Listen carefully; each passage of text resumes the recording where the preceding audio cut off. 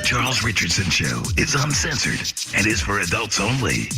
Mature or immature, doesn't matter. Hi, we're your local high-speed internet and cable provider. Are you looking for a fast, reliable internet connection? A large selection of your favorite HDTV channels? With 24/7 access to the best customer support technicians, all at a fair price? Fuck you. You'll take what we give you. You'll have the option of choosing from several of our completely unwarranted rip-offs, including internet speeds up to 200 times slower than Korea at twice the price, TV packages with over 500 channels, 90% of which you can't view, and we guarantee a plethora of hidden fees. Then, our barely trained technicians will come to install your services somewhere between the hours of 8 a.m. and 10 p.m. Knock once while you're in the shower, and promptly leave. And once we do finally get your service up and running, it'll be down and limping within 3 hours. Indefinitely. Why, you ask? Simple. We are part of what is called an oligopoly. It's like a monopoly, only legal. See, in closed-door meetings with 4 or 5 of the other major providers, we've secretly agreed not to have differing prices, allowing us to completely eliminate any competition and collectively raise our prices to optimum cockbag levels. Because we here at your local high-speed internet and cable provider don't believe in customer satisfaction. We believe in money. Pools of money. Looking for a better deal? You can all gobble down our balls. You're paying for it. Your local high-speed internet and cable provider. You won't like it, and there's no other option.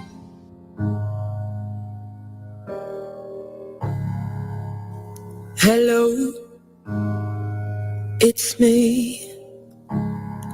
I've avoided you forever while consuming calories. I love donuts, mac and cheese. They say kale is antioxidants, but I'm anti-leafy greens. Hello, can you save me? I'm in calisthenics dreaming about Netflix and Mickey D's. When I was younger, these jeans used to fit me, now my booty's got them bursting at the seams. There's more circumference to my gut and no gap between my thighs. Hella cravings for some fries. I did one push-up and I cried, and my glutes up shaking every time that I lunge. And this gluten-free bread tastes just like a sponge. Hello, pizza late at night. I keep saying just one more slice, and I feel so hungry. Breakfast, dinner, and lunch, and the ice cream truck is the only reason I run anymore.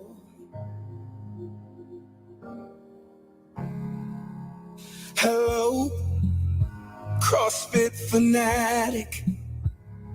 I know what you're gonna say. I'll get addicted once I'm at it. And I know you mean well, but if you shout at me just one more time, I might commence to snap. And it's no secret that Zumba class is the last thing on my mind. Hello, stationary boy. That's not what my body's crying.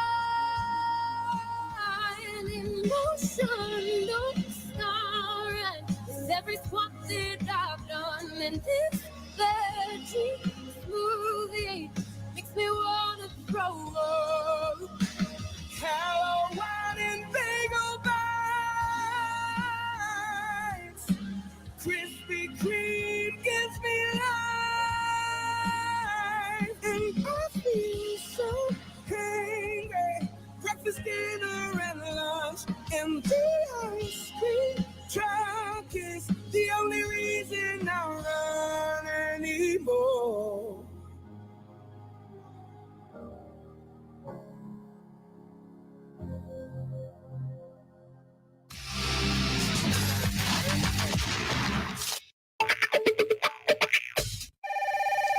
Tech support. My name is Kunal. How may I be of assistance? Yeah, hi. Your website logged me out. Now it won't take my password. I can take care of that for you, sir. What site were you using? Sticky tits. I'm sorry? Sticky tits. .jizz. Okay, sir. And can I get your username? Oh, my name's Mark. Hi, Mark. I said your username. Dr. Cochter. Oh, is that a DR or It's is it? spelled out. And for security purposes, what was the name of your first pet? Charlie, but that's not what I wrote down. What did you write, sir? I put, screw this question. I want to jerk it. And we're good. Now, what video were you watching? I had a bunch of different tabs open. I don't know. Anything you can remember, sir. So is this necessary? Yes, sir. It'll really help us get your account back up and running. Okay. It was a guy and a girl. You're going to have to be a little more specific, sir.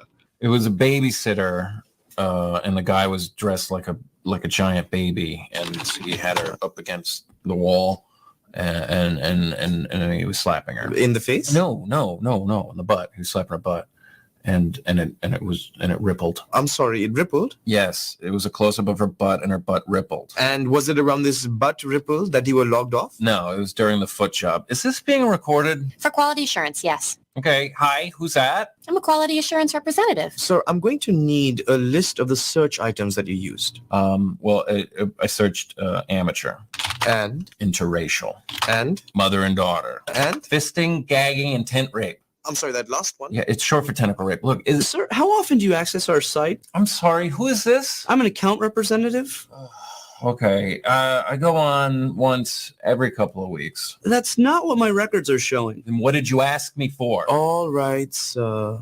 I'm going to have to ask you to recreate the events leading up to the problem. You mean do what I was doing right before? Yes. No. Well, I can always delete your account. Okay, all right, fine. Just hold on. First, I emptied a bottle of lotion into my hand, belt around my neck, and nipple clamps. And while I was watching the video, I would whisper to myself, ooh, just like that, just like that. Now, do you have everything you need from me? Please, sir. Go on. And I was about 3 knuckles deep up inside of my own. Oh, yeah. Here we go. Who's that? Kevin? Okay, Kevin, what do you do? Yeah, okay, how many people are on this phone call right now? Hi. Hey. How are you? Guilty. What's up? Okay, thank you. I'm getting off now. Oh, no. Come on, you're blue balling us. Bye.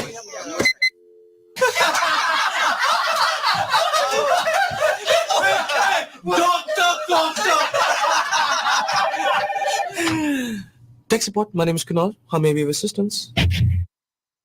I stumbled and at 2 a.m. all drunk and full of smoke.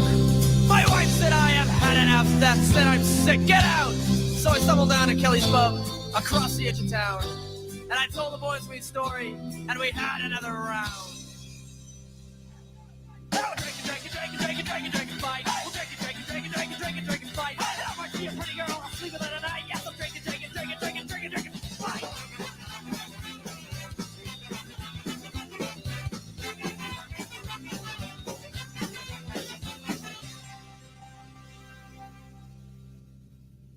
And Mary McGregor, well, she was a pretty whore.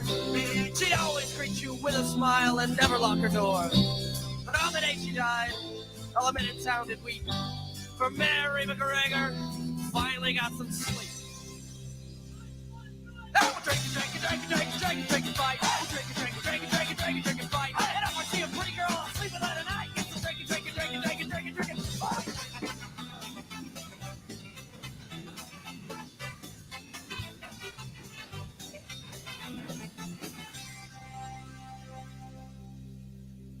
Well, I once loved a girl, a child I'm told. I gave her my heart, and she gave me a cold. So now I sit standing here, out in the pouring rain. I'll stumble back to Kelly's pub, and cry away me pain. Now we're drinking, fight. We're drinking, fight. And if I see a pretty girl, I'll sleep with her tonight. Drinking, fight.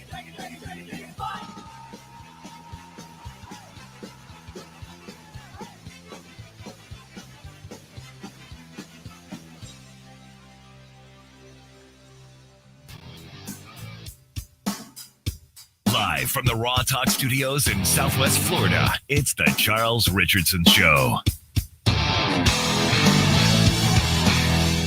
All right, how about that? Everybody is off mute. Everybody can go ahead and speak their mind. And Karen is on a full screen. She is completely on widescreen today. That is awesome. How you doing, Karen? I'm all right. Hey, coming through nice and clear, too. I like it.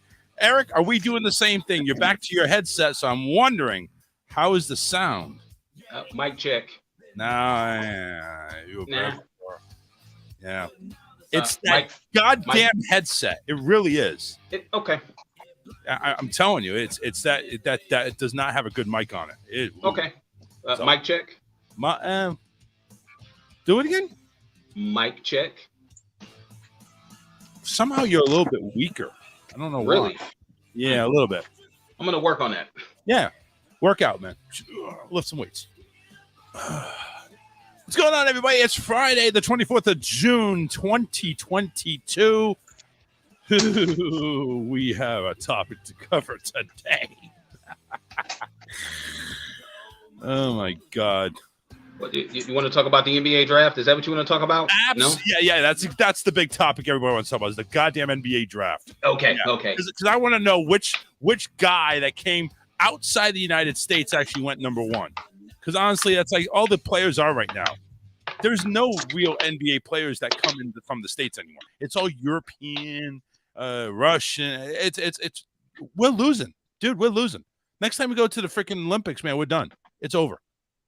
But no, let's go ahead and not waste any more time. Let's go ahead and bring our guest of honor on.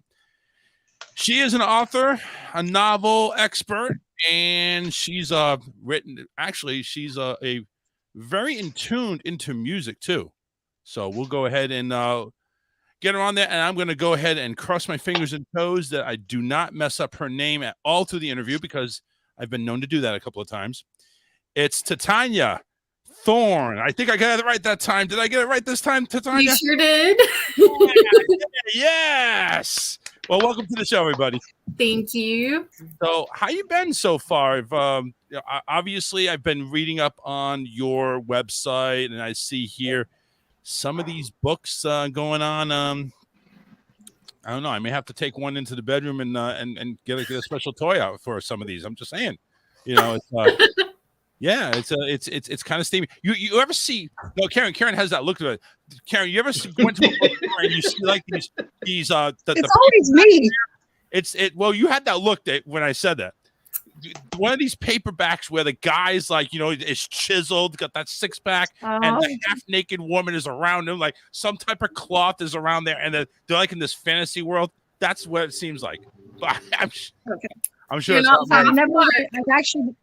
I've actually never read any of those, but I know what you're talking about. I hear you. But yeah. So, Titania, why don't you go ahead real briefly, tell us about yourself, and obviously we got everything here we're going to promote, but go ahead and give us a brief explanation of who we have.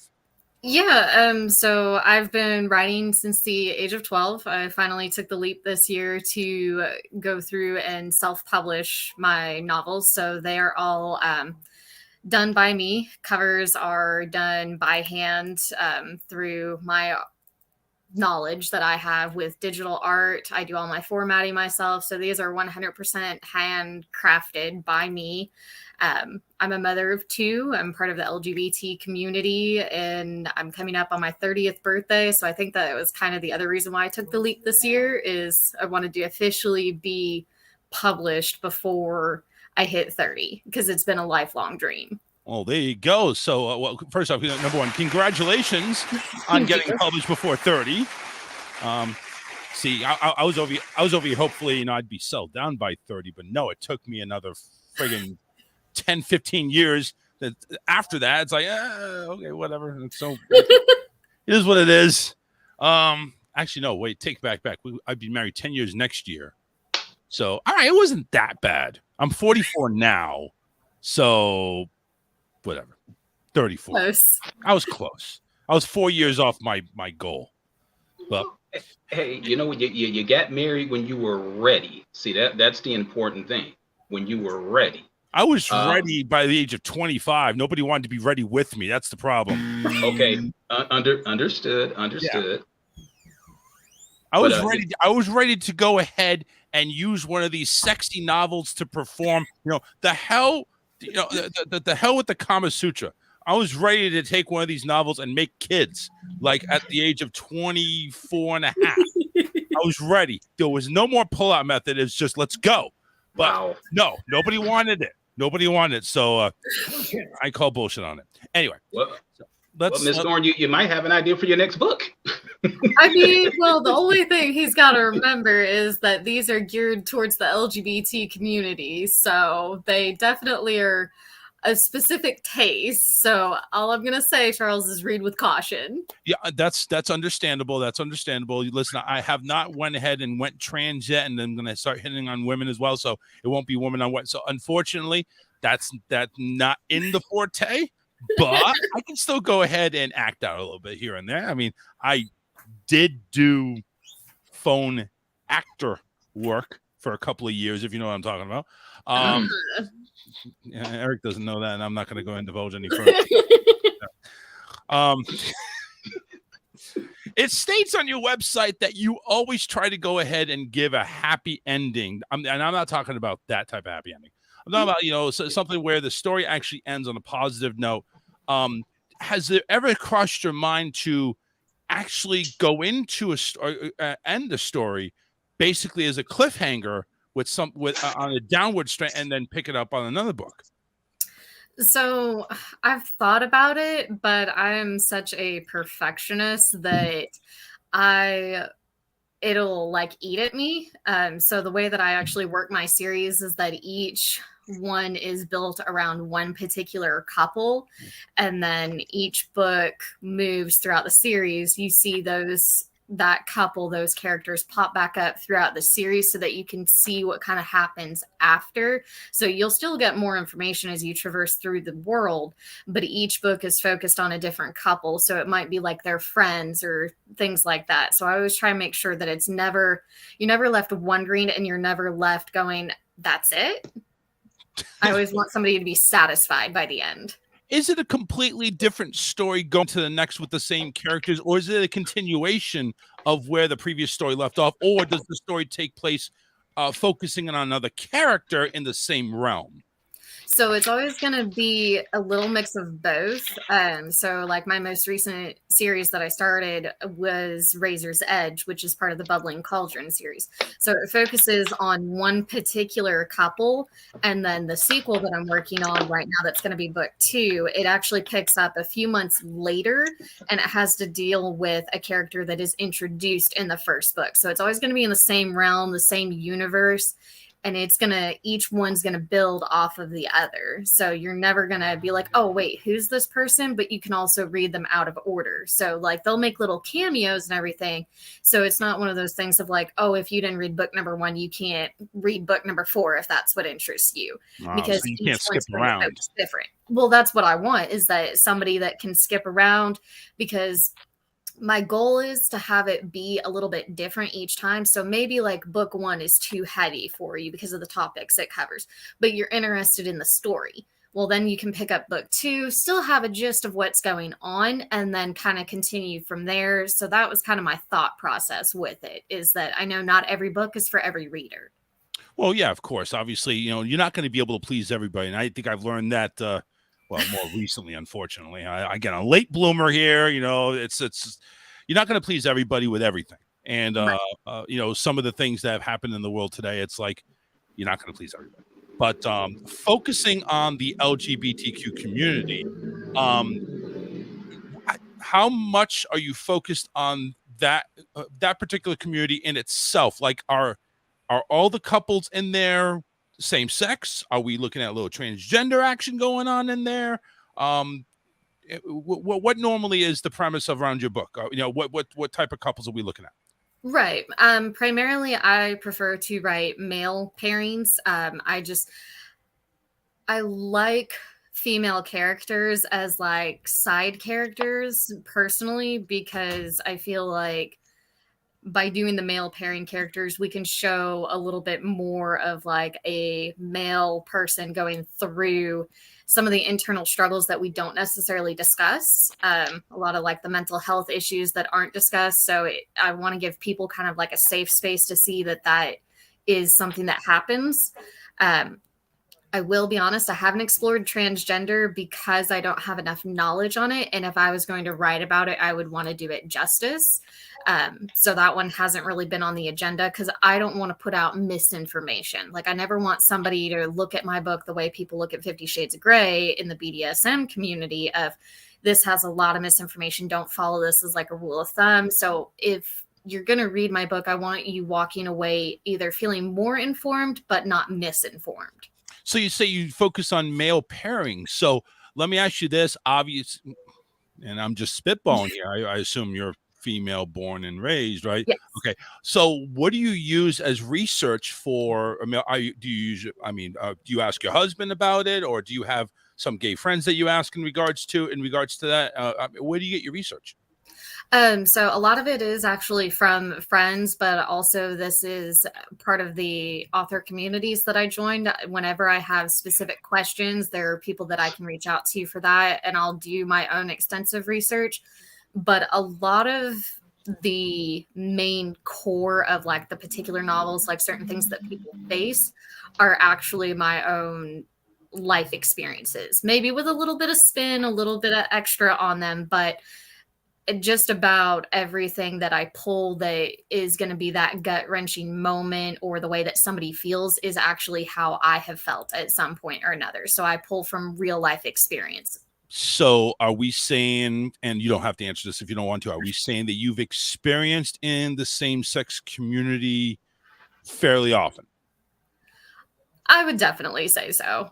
Okay. Throughout from the age of 16 onward, that was about when I fully accepted who I was in that community. Because back then, I know I say back then, and that wasn't that long ago, but I mean, even in high school when I was growing up, where I was growing up, it was mostly accepted. But I mean, kids will be kids. I watched ridicule happen. I watched people be assaulted simply for being who they were. So those are some of the experiences that I draw on, because even in today's age, we still see people completely against it. Yeah. And I think a lot of where that stigma comes from is because, one, people don't know enough about things like that. And we just don't see those people like myself a lot of the times as human. We don't see human emotions behind it. So I feel like by personifying the struggles that people go through with their acceptance of who they are, it can help even somebody who's straight have a better understanding of the kind of struggles that somebody who may feel this way but doesn't want to, because they grew up that, no, you shouldn't feel that way. That's where a lot of my stuff comes from. So you're saying at the age of 16, that's where you started delving into going ahead with female and female, or at least you've experimented it. Now, did you accept yourself at that time at 16, or did you know beforehand and came to terms in reality at 16? 16 was the first real experience, and of course it had to be during the most awkward stage ever of during Truth or Dare with one of my friends, and that was it was definitely Truth or Dare pulls another one in. It sure did, because at that age you're not willing to back down, and so it was something that I had thought about because I have family members who are part of that community.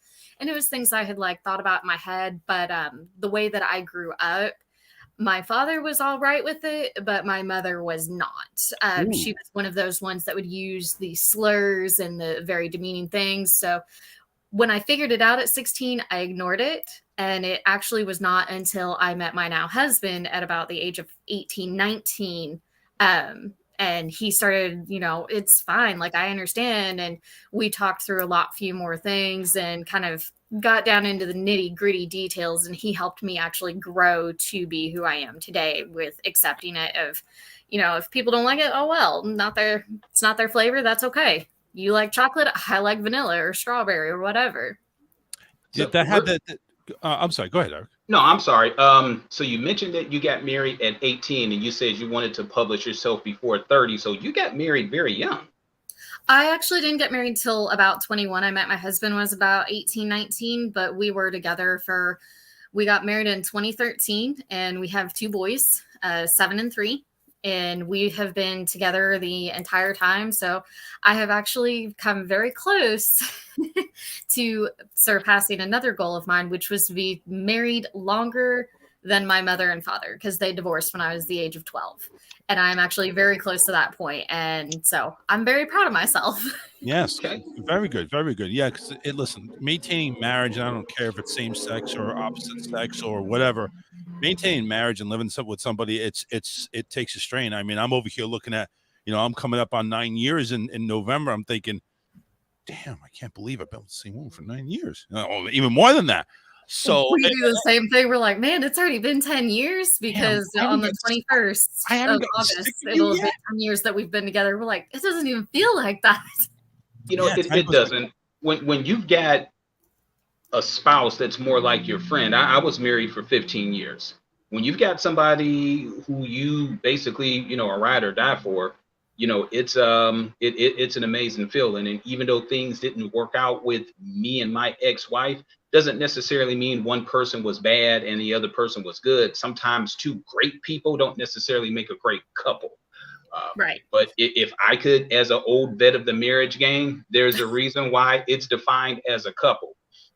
I used to be of the mindset that my mom, my dad, none of those people, my sisters, my siblings, anybody who I'm with, they walk on water and glow in the dark.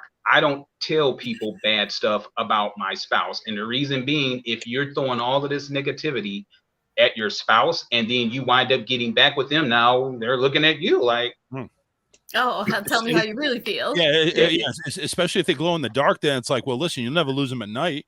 That's never lose them at night. But I didn't mean to get off topic, but congratulations. Try to tell them what radiation treatment they're in right now. Chernobyl. At the rate that we're going as a society, but that's a topic for another day. I don't want to get too far off topic, but those are some amazing goals that you've accomplished in such a short amount of time. When did you start writing? And we know when you got published, but when did you get your first book completed, and when did you think it was perfect enough for you to go and publish?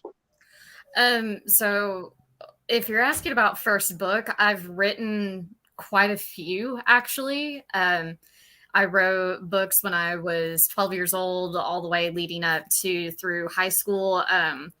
My high school had what was known as a senior project.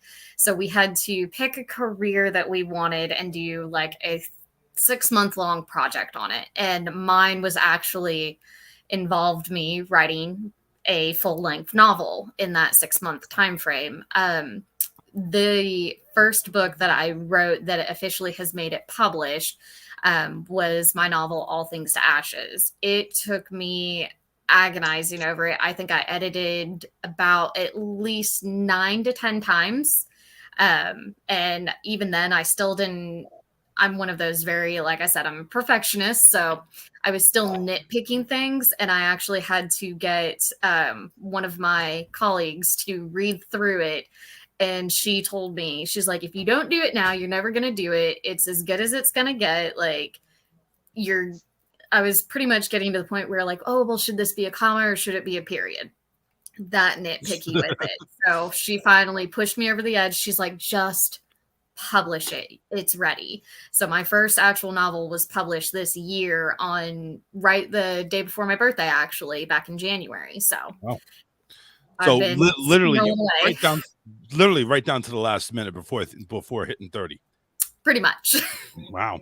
I kind of want to delve back in there. I know Erica wanted to focus on the writing, but I kind of want to delve back because it does say here that you struggle with mental illness. Mm-hmm. I do the same. I'm seeking therapy over anger issues and depression and stuff like that. And you mentioned also that your parents divorced when you were 12. Was that part of the mental issues that you deal with now? And also does coming out as bisexual and at 16, did that also contribute as that? Maybe did you get ridiculed or anything like that? As how did it all come about? Did you ever find out the root cause to it? So it's actually kind of like a mismatch. I have quite a few different diagnoses. I have been formally diagnosed with PTSD from a sexual assault that I endured actually a few months before I met my husband. I've had depression on and off from the age of 12. Part of it was in part due to like where Eric was talking about, you don't talk down about your parents. I love my mother. I mean, she's my mother, but it was not ever a healthy relationship between her and it probably never will be. So I have a lot of like depression and anxiety that stemmed from mental and emotional abuse that I endured as a child. So a lot of that is kind of where I feed into and am able to breathe life into these characters when they're going through these struggles, because I didn't actually come out when I was 16. I knew, but I also had an innate sense of fear of telling my mother. I knew my dad would understand, but I didn't get to see him as often. The way that I've always explained it is that to my mother, I was a chess piece on a board. So I was used as a means to hurt my father, however she could. Wow. It was just how she did. And so I didn't trust her with the information, and I didn't see my dad a whole lot. So I actually didn't come out until I think I was either like 20. I was 20 when I finally came out. It was like right before I married my husband, and I wasn't brave and like called all my friends or anything like that. And I was like, guess what? No, I literally did the like coward's way out, posted it on Facebook, and was like, haha, suckers, I'm hiding behind my screen. And my dad actually told me that he knew for a long time. He's like, I knew. It was obvious. And I was like, really? How? And he's like, you're my daughter. And it's like, oh, you're my daughter. I know these things. I'm psychic like that. No. I mean, were you always like dressing up as like a tomboy, or are you just more masculine than when you went out? I mean, what really triggered it, do you think? In all honesty, I've always referred to myself as a chameleon. I am one of those people that when I was in high school, I was the total like emo goth girl with the like really thick black eyeliner and the trip pants. So I could go all the way from like dark goth to the next day if I had a presentation in like a very formal dress with the heels and the nice makeup and the hair done in an updo. So I've always been very transformative, but I think it was just things that my dad noticed about me, like certain mannerisms, like when I thought he wasn't paying attention and, me checking out a girl, and he probably noticed me staring too long, those kinds of things. Because my dad and we always joke that we do have a psychic link, because there will be times where like, he'll just be on my mind because I miss him. He's about 3,000 miles away from me at this point. And I'll just be thinking about him. He'll call me and he's like, what's wrong? Like, nothing's wrong. And he's like, I swear to God, I could hear you screaming. What's wrong? What are you mad about? I'm like, wow. Well, this happened. So we've always joked that we have a psychic link, because that seems to be the same way with me, that I can call him and be like, is everything okay? He's, yeah, what? I'm like, something just feels off. And we've never been able to explain it. We always had that bond for a long time. Yeah. Hey, that's your dad. So I'm sorry. Titania Thorne is on with us here. She's an author and a writer. You can actually visit her website, TitaniaThorneNovels.com. So, Eric, I know you had a question. Go ahead, because I'm actually going to go ahead and get my next question lined up as well.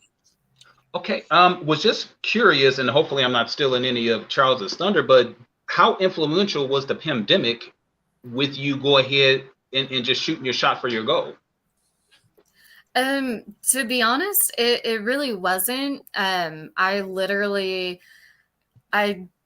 took the time I just had a story in my head. I found a meme one day that pretty much sums up my writing process. And that's that writer's block is when your imaginary friends don't want to talk to you anymore, because I will think of this story, it'll just pop in my head and it'll play like a movie, and then it'll just keep playing on repeat until I write it down. So that's been my process for as long as I can remember. So even when I get off work, whether it was before the pandemic or after or during all of that, while my husband would play video games, I'd either be sitting in the chair reading, completely tuned out of the world, or I'd be writing something. And then there was just a interest from one of my colleagues that she kept kind of asking, like, well, what happens next? And so I finally got to the point where I had to knuckle down and actually finish it and give something that I was confident for somebody else to read. Because I had written fan fiction before and I'd had people kind of read those and they're like, oh my God, we can't wait for the next update.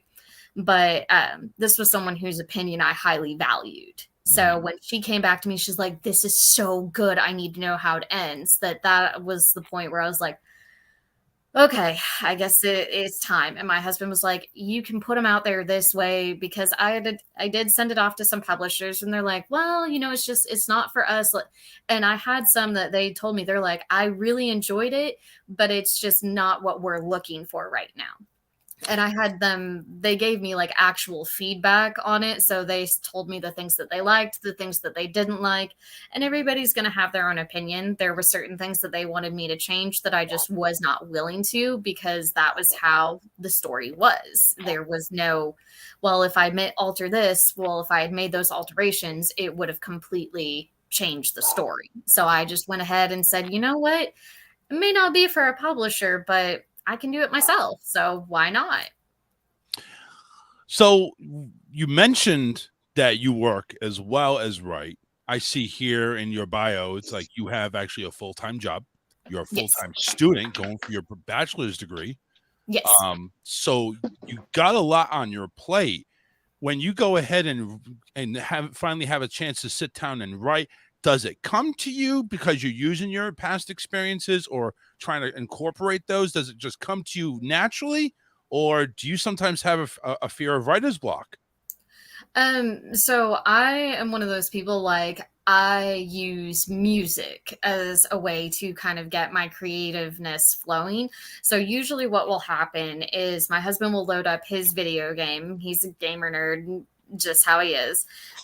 But I will usually have my computer in front of me, and usually my AirPods are like boop right in, and I actually have a few playlists that I'll cycle through. And then there will also be times where I'll find certain music that just scrolling through like Facebook or TikTok or anything like that, and the lyrics will almost kind of speak to me in a way. So then that will trigger the thought process for me, and then I just go. And my husband knows that, like, if I'm going, if he sees my fingers flying across that keyboard, that means do not disturb, because I might stab him with a fork.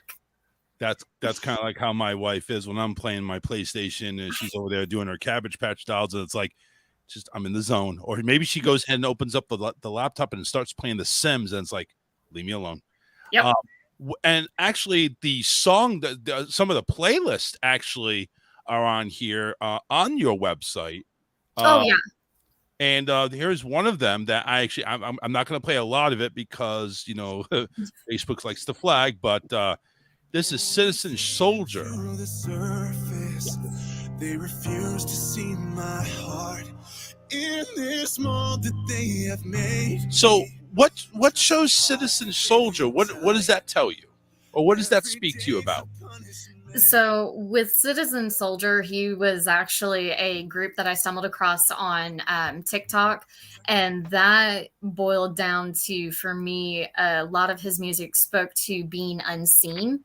And where that hit home for me and kind of got everything flowing was, I'm one of those people that, when they say, oh, like, you would never know they're depressed because they're sunny and they're happy and they joke and everything like that. I'm one of those people that I can shove it down as far down to where you would never know it, and then like lock myself in a bathroom and bawl my eyes out. Like, that's just how I work. It's, it's personal and everything like that.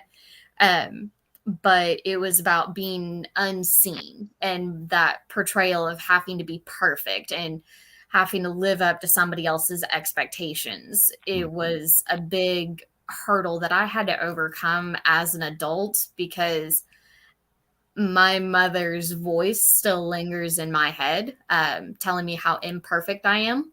Right. And my husband, I love him to death, but he is definitely probably the first in line for the firing squad when it comes to my mother. When she calls my phone, he's like, and he has to walk out of the room. Well, after hearing what you portrayed your mom doing, it's like I'd probably be the same thing if I was on that end. It's like, yeah, don't you dare call my wife again, you dumb slut, and just click the phone. I mean, I would just go off on her. It's like, listen, some of this mental illness is coming from your toxic relationship with your daughter here, so just leave her the fuck alone. Yep. Get away. Obviously, you're no good to her. You don't support her in who she is. So what? Just go away. That's how you have to put it, I would think. I mean, you're absolutely right. When I think the biggest turning point for me was part of the reason why I second guessed my writing was actually because my mother was consistently pushing that writing was not worth it. That there was no money in it. I needed to be a lawyer, or I needed to be a doctor, or something that was going to bring in the money. That's what it boiled down to, was money, money, money, money, money. And it didn't matter that it was my passion or that that's what made me happy. And I think probably the most poignant moment in my life where I knew I had something as a writer and I just had to pursue it goes actually back to my 11th grade teacher. There was one day I was just writing one of my stories in her class, and I ended up forgetting the papers in her class, and she didn't know who it was that wrote them until she actually read through it and recognized the writing style. And she called me into her class, and she's like, hey, like, what is this? She's like, are you going to pursue this? Like, are you wanting to be an author? And she's like, because this is really good. And I was like, no, my mom said there's no money in it. She wants me to do something else. And she was like, does your mom know how good you are? And I was like, she's never read any of it. And I will never forget it. She called my mother and told my mother that she was going to have a parent-teacher conference. And my mom tried to dodge it, and she would not let her. She was like, no, you're coming into the school. You and I are speaking. And she actually took the papers and slammed them down on the desk in front of my mother and told her, read that and tell her she needs to quit. And I think that just kind of tilted my world on its axis, that I had something, because I'd never had anybody be that supportive. Like my dad was, but it's different when it's your family, because you're like, oh, well, you're supposed to be. But to have a teacher be like, no. So after that, my mom read it and she was like, oh, I didn't know you could write like this. I'm like, you never asked. And you mentioned, it's different for your family to go ahead. Oh, you're supposed to say that. Well, mommy's part of your family. Mommy didn't say that. Mommy's like, right. You need to get away from that. You need to go be a doctor, a lawyer. You need to go join the circus because there's money in that. Just whatever, anything but writing.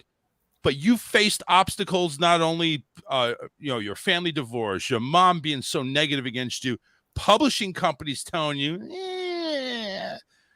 do you still, at this moment, now that you are published, are you still doubting yourself in any way, shape, or form? Or do you have confidence upon confidence that you're going to be successful?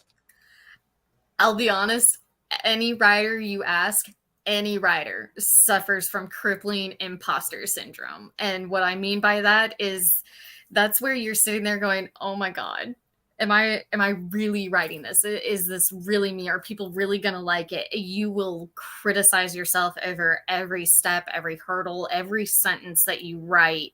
And it's one of those things where I think the best way summed it up is that every writer, the reason why books are so expensive is, one, because a lot goes into them, but two, you've got to think that like most writers might spend like 5 years on one book because they're busy staring at their screen yelling, I'm a fraud, because they don't believe that they really have any talent. So it's just, I don't think I will ever be confident in my writing, but at the same time, I feel like that's what's going to give me an edge, because then I'm never going to be satisfied until it's as perfect as I can get it. So that means I'm not ever going to put out an inferior piece of work. It's always going to be the best that I could do at that point in time.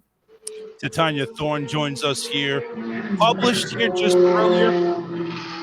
Wait. The Indy 500's happening outside Eric's window. Yeah, of course, they're a little early. Yeah, they are, right? They're a little early. Supposed to wait till Usually the come break. towards the end of the show. You when you published yourself, now what was here's the thing too. It's a question. Say I'm a writer and I'm going ahead and I've gotten turned down. My mama says I suck and all this other. How did you publish yourself? What things did you have to do? How many hoops did you have to jump through to get your own stuff published? It actually wasn't as many hoops as I had thought. A lot of times it is very daunting. I'm self-published through Amazon right now. They have a setup where they will actually go through and you still get royalties, and it's still set up pretty much the same way that it would be through a regular publisher, but you have complete control. So they will have you go through and format the manuscript to fit the size book that you want it to be once it's fully published. They have it set up to where you can go through, create your own cover. They have all the tools and all the pieces there. You can go through, set your pricing and see, okay, well, if I price this book at this point, I'm only going to get this much in royalties. And it also allowed for me to enroll my novels in Kindle Unlimited. So that means that somebody that pays to have Kindle Unlimited on their Kindle, they're able to borrow the book for free, but I get royalties per each page read, which is really where most of my revenue comes from.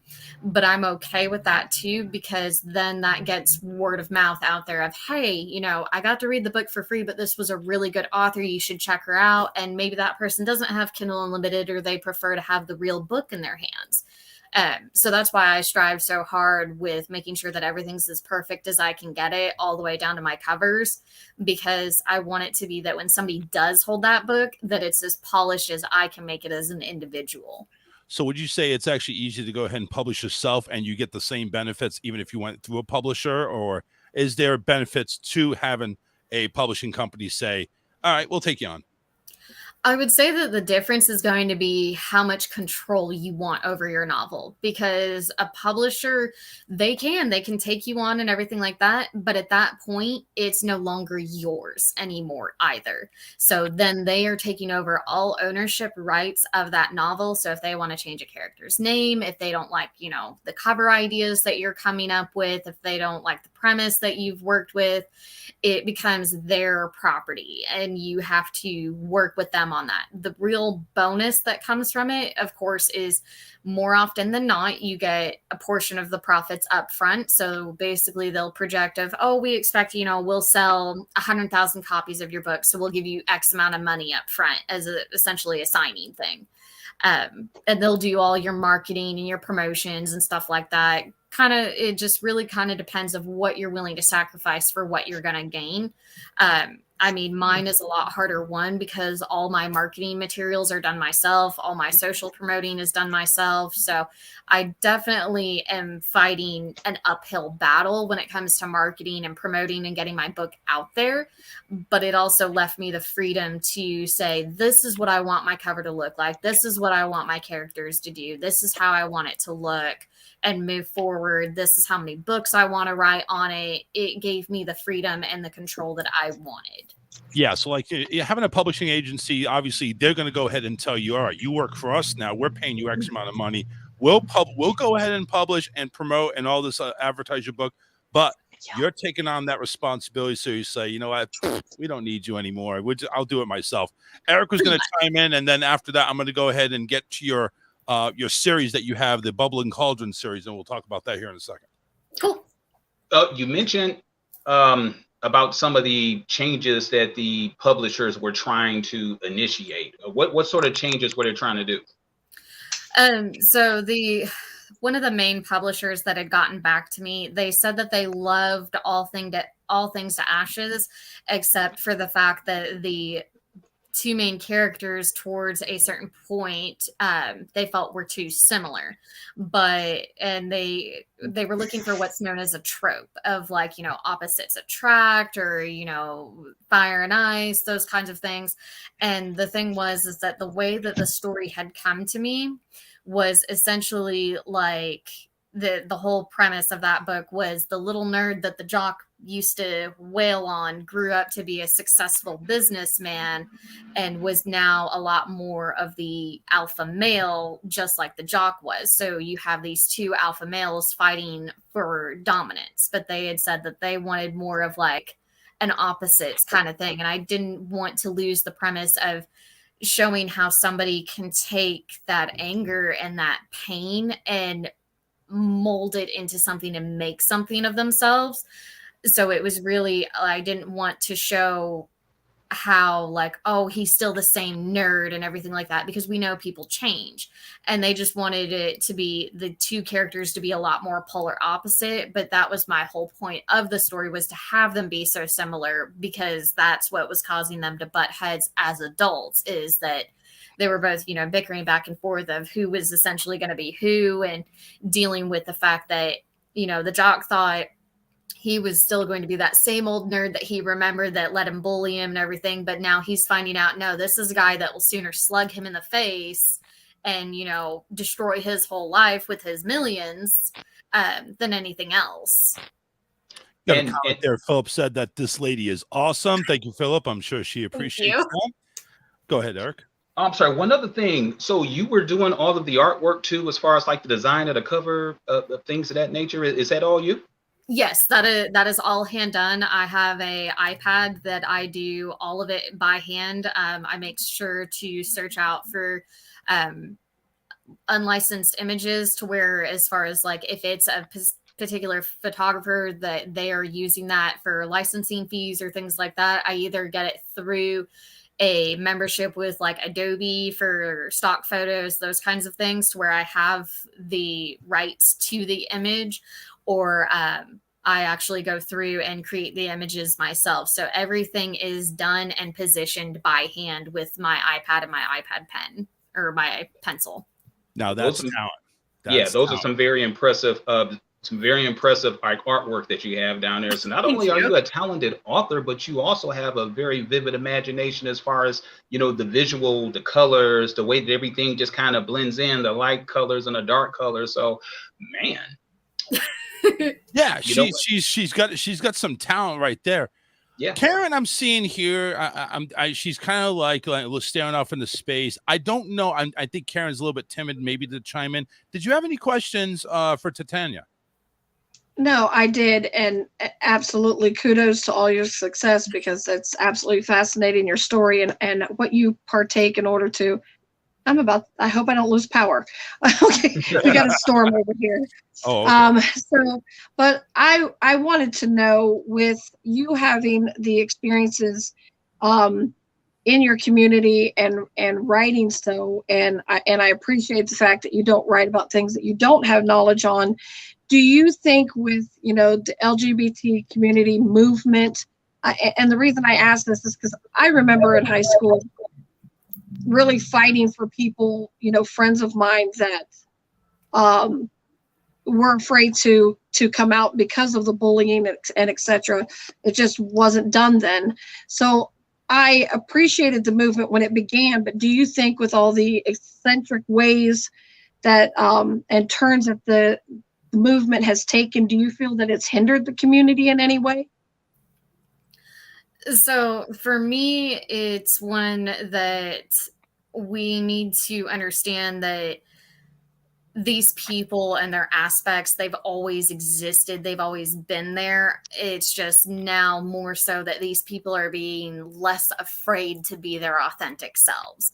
So I think that we're seeing it move forward in such a way that, a lot of people are, oh, well, we didn't do that back in my day. You're right. You didn't, but that was because people were afraid of the repercussions. They were afraid of what would happen. Whereas now for the time being anyway, we have those protections that if somebody wants to, marry a woman, or they want to go through transgender reassignment surgery, any of those, they don't have to worry about the repercussions and all the secrecy and everything with it. So I wouldn't say it's necessarily hindered the movement. I would say that right now we're only 2 steps in to what could be 10 or 20 steps on the path of getting where we really need to be. Because I remember in high school, I remember seeing, people assaulted in school, of just, punched because, well, they were gay, and who cares about the queer kid, that kind of thing. We still have schools that deny, people entry. Like if you're a lesbian woman and you identify more on the masculine side and you have the short cropped hair, if you want to wear a tux, they won't let you in. Or if you're a guy and you feel more comfortable in a dress, they won't let you in to prom. And I mean, those are the things that I want to kind of address with my novels, is that showing that acceptance is possible, and that there are people out there that do accept who you are at the core of your being. So whether you're a guy who, I've seen there for a while, I did makeup artistry, and I've seen straight men that can do better makeup than, drag queens, and it's phenomenal. Agreed. And they're 100% straight, but they would be the same targets for, oh, you like to play in makeup, you must be gay. So I think that there's still a lot of stigma around what a gay person or a bisexual person looks like and presents themselves as, that we need to move past. And that's why a lot of my characters in my books, it's not one of those things where the second you read about the character, you're like, oh yeah, you can tell that's a gay man right there. It's more of like, well, I don't know. Maybe this character is going to be bisexual, that kind of thing. Because I have made it before where the characters are either bisexual or they are just inherently gay. It just kind of depends on what that character, as my imaginary friend, like I said, when they start talking, what they tell me they are. Usually it'll be just, it all clicks into place of, that this is going to be a bisexual character. This is their name. This is their story. And I think we still have a few more steps to go for our society to see people that way. Any other questions, I just Karen? know here in Florida, we get a lot of eccentrics. What I would say on the eccentric side, and so I just wondered, because I do, I've gone to drag queen bingo because I have friends that do the drag queen bingo and host it and so on, and they feel like they're sometimes just take it a little bit too far, and then it comes back and they feel like it pushes them a step backwards into what their whole intent in society was in the first place. Right. And I can definitely understand that feeling, because and I think where a lot of that portion comes from is, like, for instance, with everything, like where Charles was asking about the transgender characters, I have never personally dealt with any of the struggles that they do of, looking like a woman but being a man, or looking like a man and being a woman, where we had that whole thing of, oh, well, now this guy, because he disagrees with it, he's going to dress up in women's clothes to go prove a point of right. The woman's bathroom. And that, I feel, is more the kind of stuff that is setting the community back, is these people that are not really necessarily a part of the community, but are either A, trying to force their way in, or B, use it for their own agenda. Yes, that was better put. Yes. It's okay, Karen. We wanted to find answers too. Just real quickly before we go ahead and get to the Bubbling Cauldron series, real quick question to go ahead and kind of tag along with what Karen was mentioning. This day and age, now that you know what everybody's, there's been a lot of changes since you were 12, and things have kind of morphed into what they are now. Any advice to somebody that's scared to come out? Any advice to give them? Any kind of confidence that you would share, or a personal experience that you would have for them as some type of advice to be comfortable with who they are? I would say that probably my biggest advice is that you don't owe anyone anything. Everybody always talks about, coming out and everything like that, but I have high hopes that one day there won't be this need to come out, that it'll just be the same as, when you introduced, oh, I'm so-and-so, this is my husband, that it'll be the same for anybody that is part of the LGBT, that, this is my husband or this is my wife, and nobody will bat an eyelash. It'll just be, oh, okay, and we'll continue on with our lives. but definitely don't ever feel pressured into coming out, because if you feel pressured, it's going to be way more terrifying. You're going to be nervous and everything like that. But it's okay to stay in that space of only you knowing for as long as you need. I mean, some people may not feel safe enough while they're under their parents' roof, like I did, of coming out. If you're at that space, that's totally fine. When you have your freedom and you're living on your own and you want to scream it from the rooftops, do it. But do it based in your own time. Don't listen. I know we go to our friends for everything like that. Don't let them say, oh, well, you should come out. No, don't. If you don't. And furthermore, if there's not somebody that you would trust with your whole life, of essentially holding your life in their hands, if you're concerned that you would be outed before you're ready, don't tell those people, because it could be something as simple as a slip of the tongue of they could be having a conversation with somebody else, and then somebody overhears it, and then boom, it's out. So if you tell anybody, you need to be prepared that it's going to get out at some point. It may not even be intentional. It could just, like I said, be a slip of the tongue. They may not even realize that somebody was eavesdropping, and then it's out there. So if you're going to come out, you got to be prepared that it's going to come out. But if you're not ready, that's totally fine too. Titania Thorne is on the show with us, a writer and author. She actually has a series that's, bubbling, I could say. I mean, we could go ahead and just say it. But first off, let's go ahead and you say you do your own artwork. Let's just go ahead and take a look at this. Yep. Razor's Edge. And obviously it's got the hot guy, a body I'll never have. Just great artwork altogether. This is all done by you, correct? Yes, sir.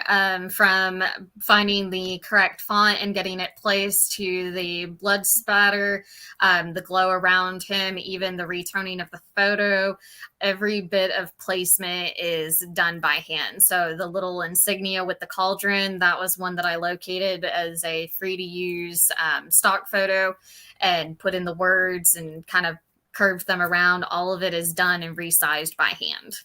Now, it's just one of many books. Now, this Bubbling Cauldron, this is the first book. Tell us about Micah in this novel. So Micah is a bartender who is working at, which is where the Bubbling Cauldron comes in, at a bar known as the Cauldron. And he has been dealing with a lot of things internally. He is, at the time that we meet him, he is currently self-harming. So this book does come with some trigger warnings for those kind of moments, because I know that some people do get a little squeamish, or they can be triggering for those of us that have struggled with self-harming. But he just steps outside for a cigarette, and then here's this perfect stranger, and that's Dimitri, who just, he's kind of at that point where he's sworn off relationships. He's just going to focus on himself, that kind of thing. And then the other thing that Micah is dealing with is actually consistent nightmares. So these are daily nightmares to where he does not sleep pretty much hardly at all. And that's the whole reason why he works nights, is because, well, if you were a neighbor and you had to hear somebody screaming bloody murder at 3 a.m., you'd probably choke them out. Oh, wow. But then Dimitri just, kind of walks in and blows his world away to what he thought he knew and what it really is. All right. And that's, like I said, we're the Bubbling Cauldron series, paranormal romance series with a unique twist. And just to kind of give everybody a preview, you said that you're in the middle of working on this book, which is Fangs Bared. Yes, this will be the sequel.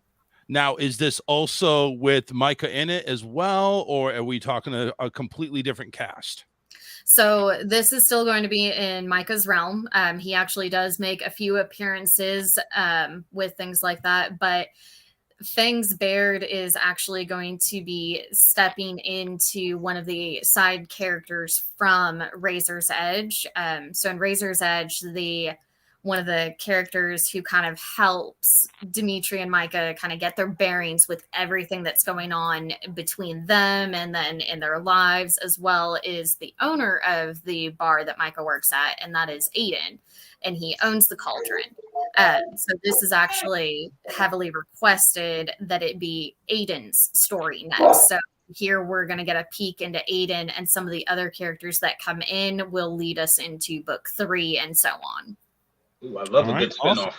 Yeah, it's like, kind of like we're waiting for the sequel of the first great movie that we had. Now we're waiting for the sequel of this awesome storyline. You can go ahead and visit Titania's website at TitaniaThorne.com. I knew I was going to screw it up one of them.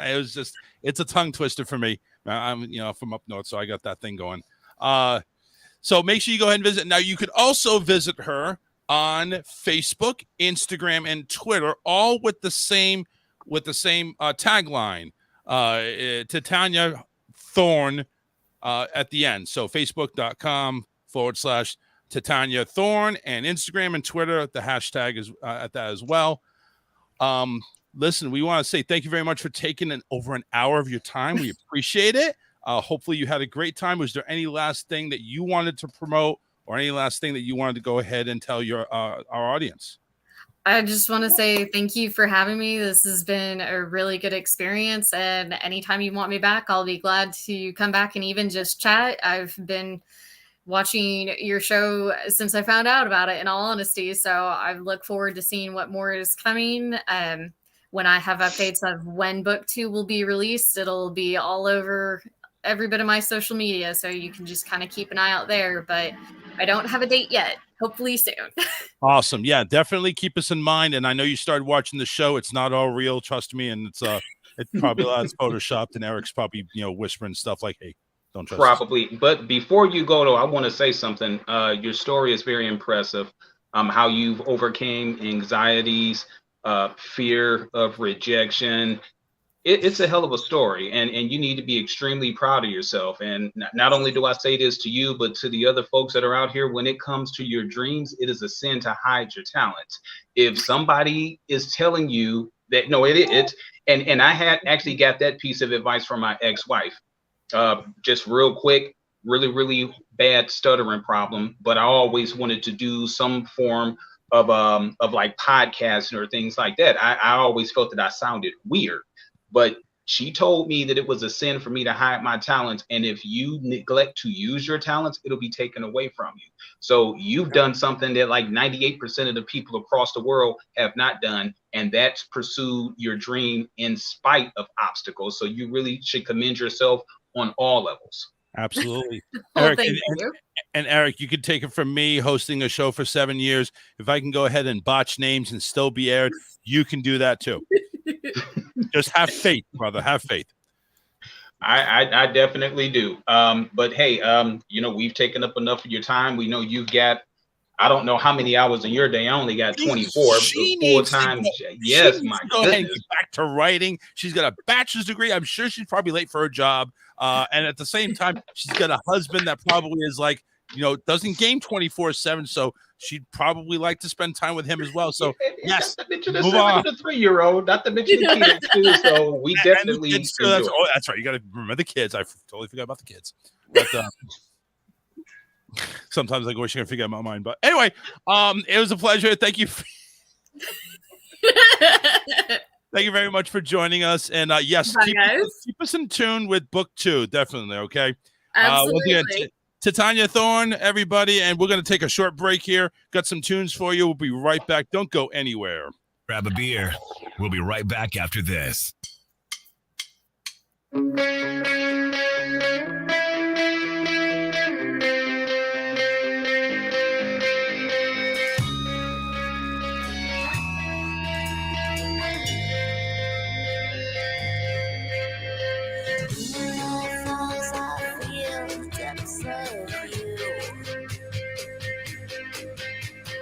Shadows run down the sidewalk, down the drain. We run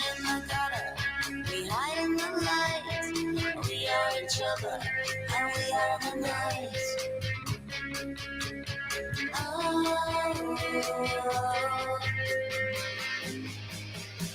Well, out the window is a wicked world. I'm just as under the covers go. Out the window is a wicked world. I'm just as under the covers go.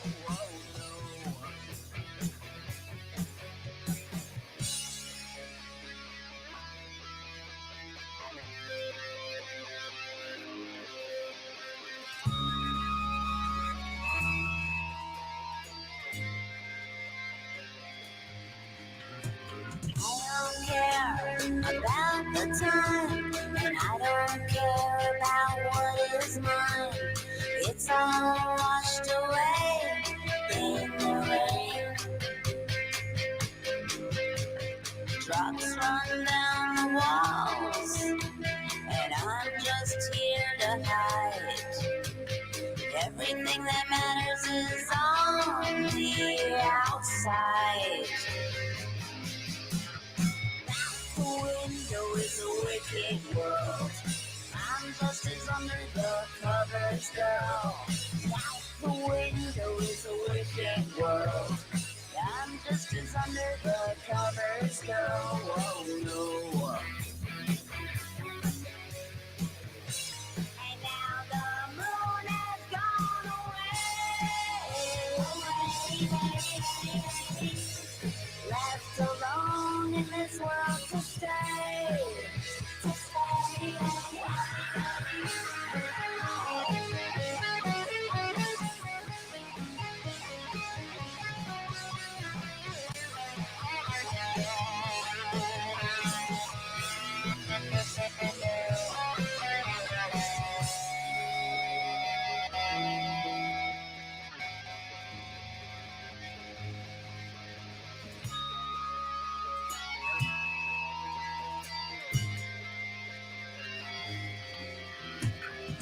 Night falls, I feel the depths of you. Shadows run down the sidewalk, down the drain. We run in the gutter, we hide in the light. We are each other, and we are the night. Oh, oh. The window is a wicked world. Yeah, I'm just as under the covers, girl. Yeah, the window is a wicked world. I'm just as under the covers, girl.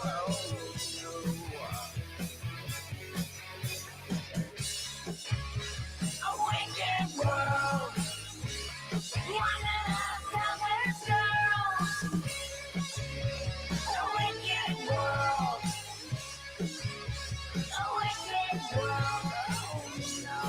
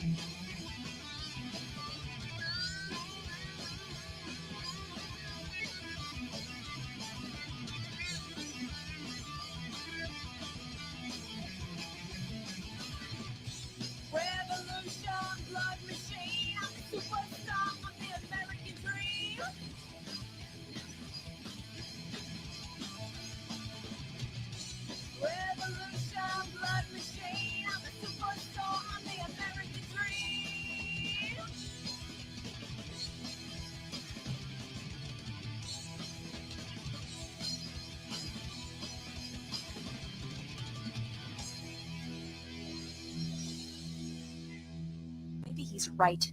Maybe there is something the matter with me. I just don't believe that it's something that makes such wonderful things could be bad. Look at this stuff, isn't it neat? Wouldn't you think my collection's complete? Wouldn't you think I'm a girl who has everything? Look at my face, check out my chest. Wouldn't you say clamshell bras are the best? Looking around me, you'd think, sure, I could tap that. But as you know, I'm a merfolk, and so I'm a fish down below. You want great human looks? I've got half. But who cares? No big deal. I want more.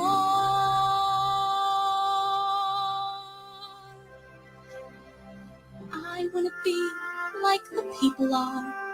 Not with skins, but with real genitalia.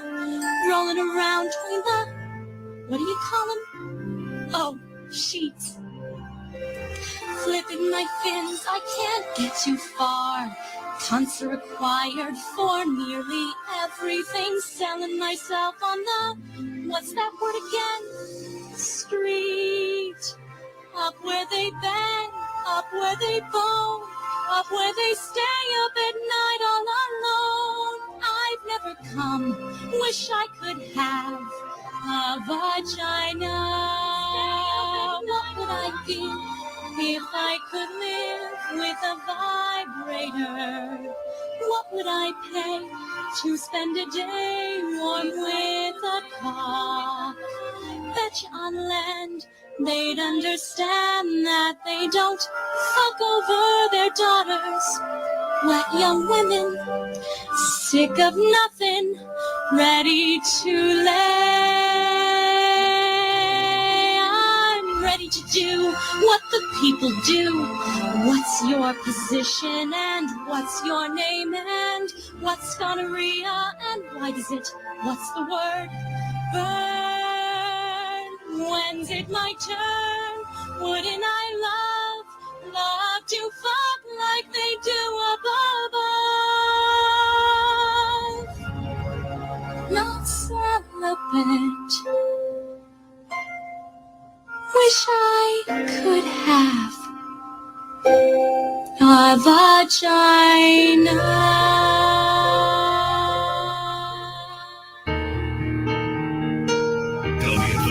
Call Charles now, 813-699-5353. All right, we're back.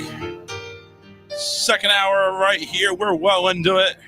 Here on the Charles Richardson Show. Karen, Eric, and Alyssa has joined us. Hi, Alyssa. Oh, hi. Hi. I couldn't just go ahead and screw up a name. I had to screw up putting your mic on. Apparently. Yeah, right. If you 813-69. screwed up my name at this point, there's a problem. Yeah. As long as I don't say the wrong name. Yeah. Yeah. That would be bad. That would be very bad. Oh, Eric did has once. to. Yeah, Eric has to unmute his mic. I know he's moving his lips, but there we go. No, she David's just basically. No, I'm sorry. She just basically said the same thing that I did. If you messed her name up now, man, there's consequences and repercussions when you get off the air. Absolutely. So, yeah. We've been together 10 years now. I think you should know my name by now. Say my name. Say my name. Don't ever forget, or I'll slap the shit out of you. I was just thinking about that song. You stay out of my head, Charles. I promise I will, or at least I'll attempt to. 813-699-5353. I think this next topic is probably going to take 40 minutes. I would like it not to, but let's go ahead and talk about it. The overturn of the constitutional right for abortions. So I know it's a touchy subject. It's really touchy. We have all of our own opinions, and I'm just going to go ahead and state for the record, this show shares and will not get pissed off at somebody for sharing their own fucking opinion. You have your own opinion that's different than mine. I'm not going to go ahead and jump down your throat, call you a Bible thumper, or ridicule you on air. I'm not going to ridicule you at all. period. But let's go ahead and talk about this. This apparently was something that was put in back in the 70s and now has been repealed. And thus, basically, it is no longer a constitutional right for women to have an abortion. Now it's up to the states. And according to what I'm hearing, half the states are banning it or making it really hard to get one. Now, what is your take on all this? Personally, I do believe in abortions to a point. I'm not a woman. And what I'm just going to say is just that. I'm not a woman, so I can't go ahead and speak on behalf of women, but I know this is pissing a lot of people off. I also see women there saying abortion's murder. So, I mean, it's There's women on both sides. Yeah, there is. There is. Let's go to the phones right here. Call from the 208 area. 208.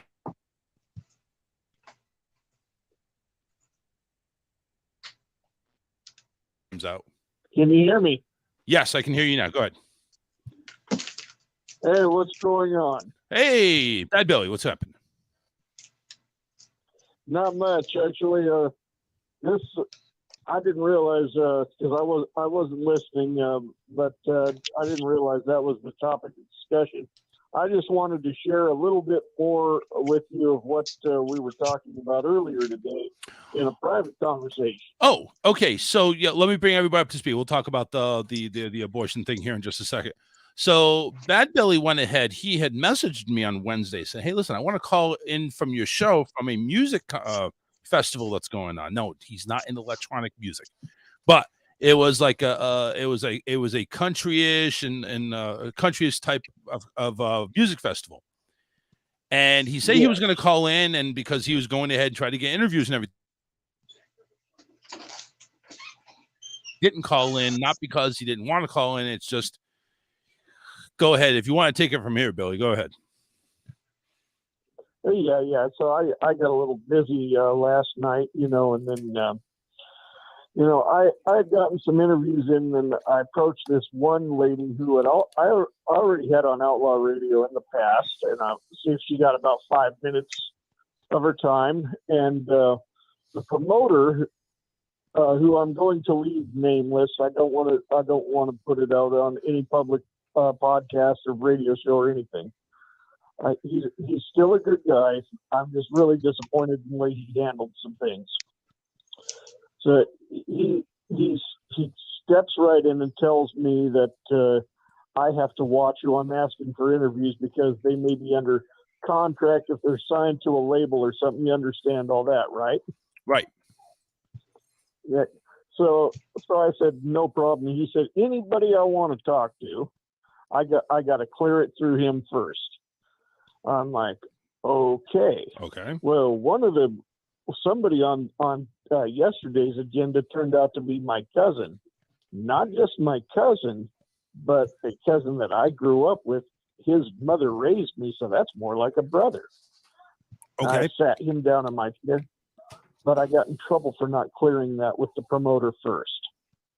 Wow. My own cousin. Right. Who's not signed to any label, independent artist.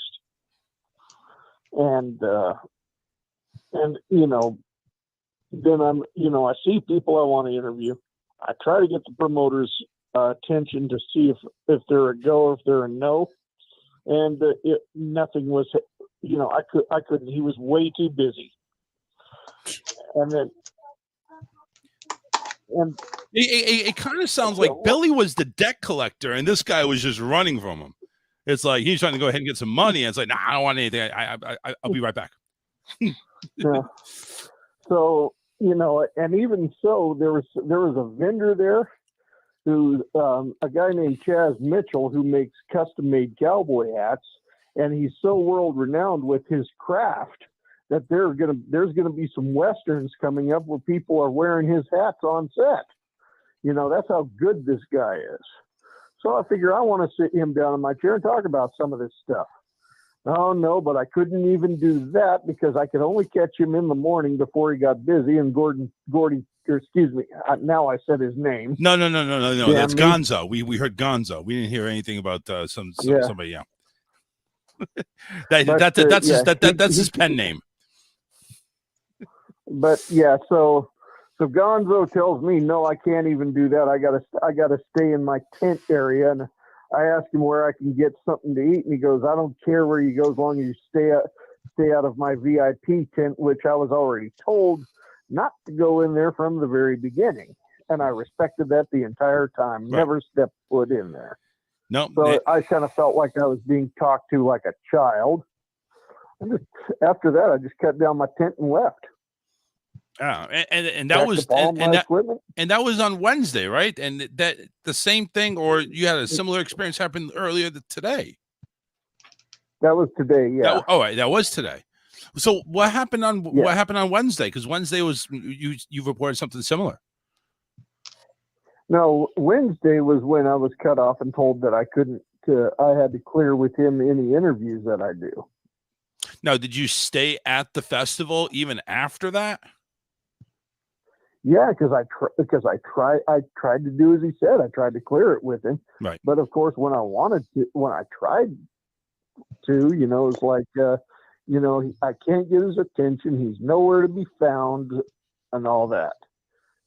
So I just talked to a publicist that I have been dealing with for 5 years, and I have explained all of this to her, what was going on. And she said, for one, he was not press prepared at all. Not at all. And so I mean, he should have sat me down or whatever and said, these are the goes and these are the no's.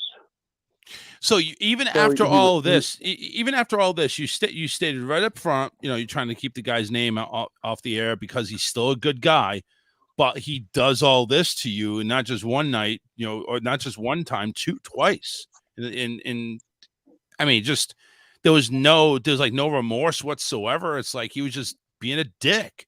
I mean, and this was done to other people too, other staff, like security people. You said he yelled and screamed at somebody just for the security guy shaking an artist's hand.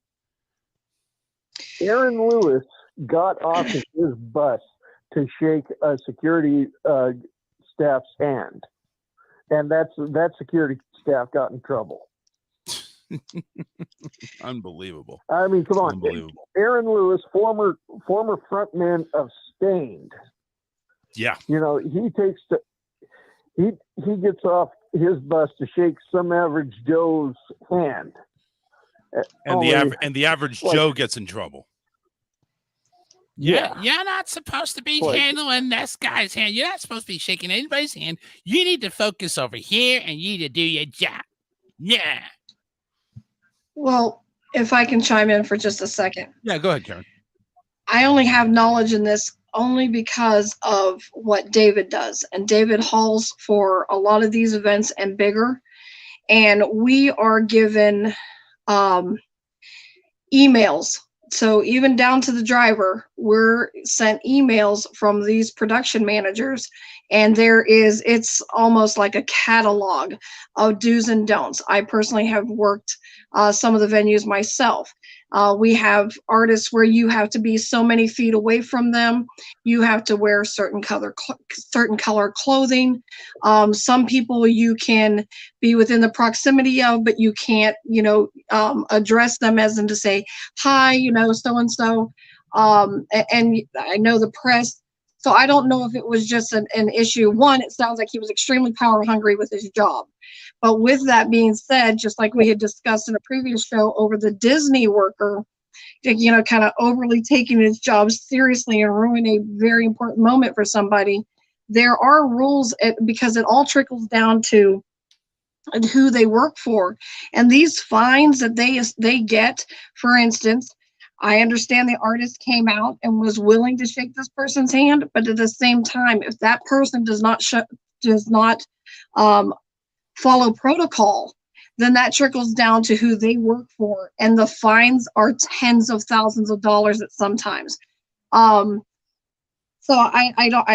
I really think he was kind of power hungry, but at the same time, there is so much that weighs on them for their job, that they have to follow it for a good reason, because their job literally is on the line.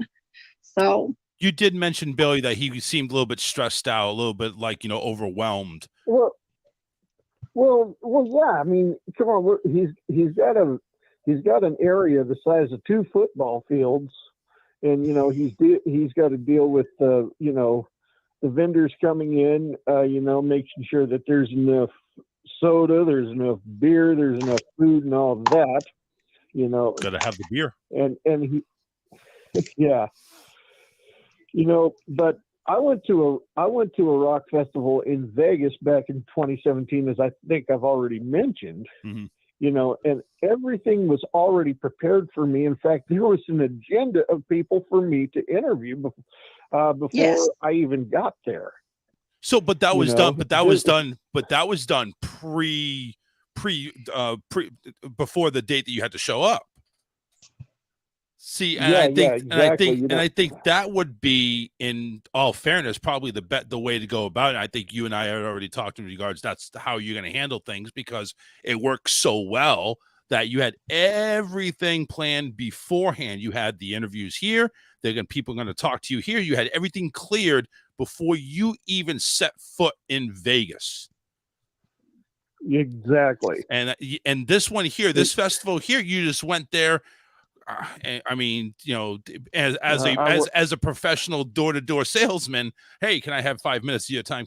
You didn't have anything cleared. So, but this way, I think this is going to be a better opportunity when you have your PR lady go ahead and handle the business before you arrive.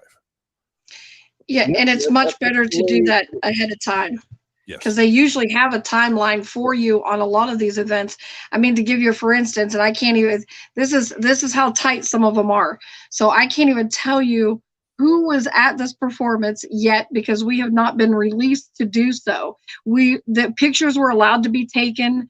You can put on like David is an independent contractor, so he's allowed to put on his Facebook page, website, whatever, that he worked this event and hauled for them, but not until they have given us permission, like, hey, we already have on our websites what we, want to put out there. Now you can go and announce it. So he had a pass to pull the truck in there to the dock. And then once he was docked to be unloaded, the trucks were staying, so he Ubered out to the hotel. Now, his intention was to go back to watch this person. And then when he shows up with his Uber, they ask him, do you have a pass? And he says, I'm the driver and I work for such and such company and I brought the truck in. And they said, yes, you were cleared to bring that truck in on this date. They literally have an itinerary of when he's supposed to be there for the load in and the load out.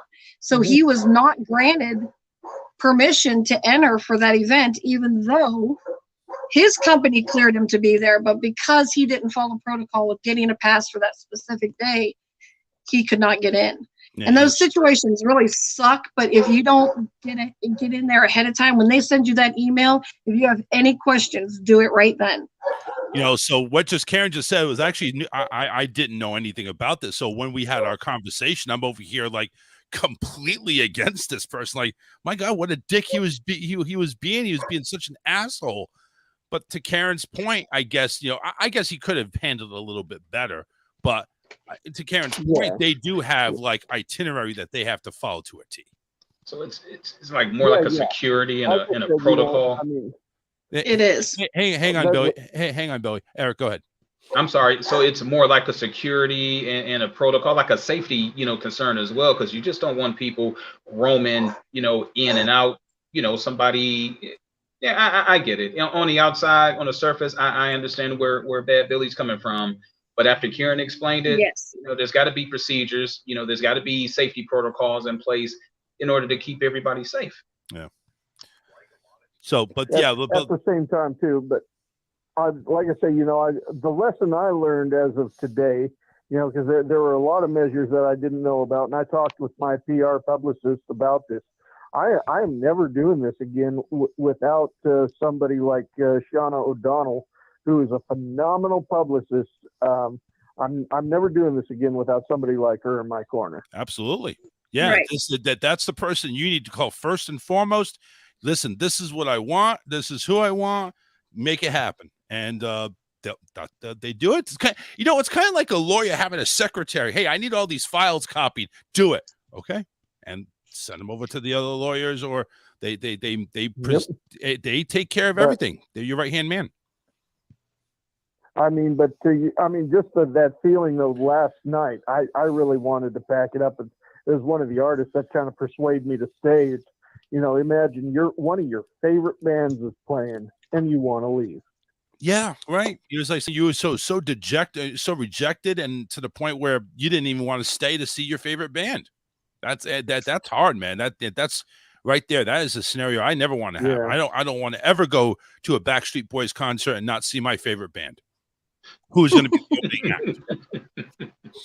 Well, I can imagine this person probably could have used a better tone. I'm pretty sure that he didn't come off very suave, and he probably came off very authoritative, and which, like he said, he was very stressed, and I'm sure he is. I mean, you're talking about he's dealing with hundreds of vendors and hundreds of people that are supposed to be there, with tens of thousands of people coming in, to these events. So it probably could have been handled better, but yeah. What this guy needs to do, what Gonzo needs to do, is call Hulk Culling Contracting, so David can go ahead and do this next event. That way, everything will be done smoother. Yeah, that's right. Well, he wasn't